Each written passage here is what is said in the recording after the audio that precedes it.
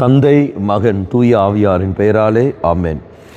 இயேசு கிறிஸ்துவின் அன்புமிக்க சகோதர சகோதரிகளை உங்கள் அனைவருக்கும் கிறிஸ்து இயேசுவின் அன்பு கலந்த வணக்கத்தை தெரிவித்துக் கொள்கின்றேன். இன்று நற்செய்தி பாகமானது மார்க் நற்செய்தி 1ஆம் அதிகாரம் 40 முதல் 45 வரை உள்ள திருவாக்கியங்கள். குறிப்பாக 41வது வாக்கியம். இயேசு அவர் மீது பரிவு கொண்டு தமது கையை நீட்டி அவரை தொட்டு அவரிடம், நான் விரும்புகிறேன், உமது நோய் நீங்குக என்றார். இயேசு இது அந்த தொழுநோயில் தொடுவதை நாம் பார்க்கின்றோம். அவருக்கு அங்கு குணம் பெறுகின்றார்.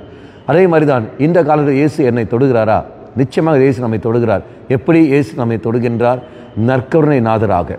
அப்போ நற்கருணை வழியாக தெய்வம் என்னை தொடுகின்றார். எங்கே நாம் அந்த நற்கருணை பெறுகின்றோம்? திருப்பலியில்.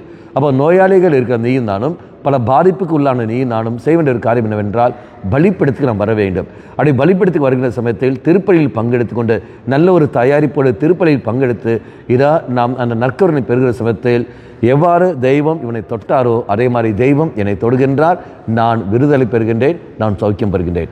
அன்பார்ந்தவர்களே, அந்த அனுபவம், தொடுகிற அந்த அனுபவம் எங்கே வரும் என்றால் திருப்பலியில் மட்டும்தான் கிடைக்கும் ஒழிய வேறு எங்கேயும் கிடைக்காது.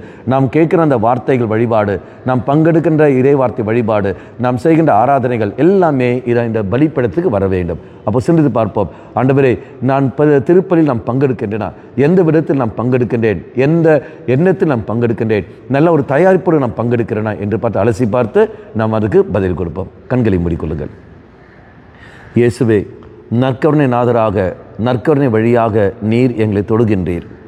எங்களுடைய வாழ்க்கையில் நாங்கள் சந்திக்கின்ற பல பிரச்சனைகள், பல தடைகள், பல நோய்கள், அது அத்தனையும் திருப்பலியில் நாங்கள் ஒப்புக் கொடுக்கிற பொழுது நற்கருணை வழியாக எங்களை தொட்டு நீ தாமே அதை எங்களிலிருந்து விடுதலை தருகின்றீர். இயேசுவே, உண்மையிலே நீர் எங்களை தொடுகிற என்ற உணர்வு எனக்கு தந்திரலும், அந்த போத்தியம் எனக்கு தந்திரலும். எங்களை முழுமையாக விட்டு தருகின்றோம். அம்மா மாதாவே, தெய்வ மாதாவே, எங்கள் மாதாவே, என் அன்னையே, விசேஷமாக எங்களுக்காக பரிந்து பேசும். ஆமேன். தந்தை, மகன், தூய ஆவியாரின் பெயராலே ஆமேன்.